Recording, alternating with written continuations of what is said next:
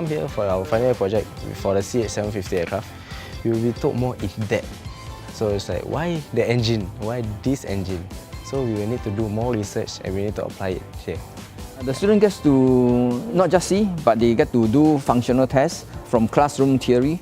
They can perform tests, operate the aircraft systems.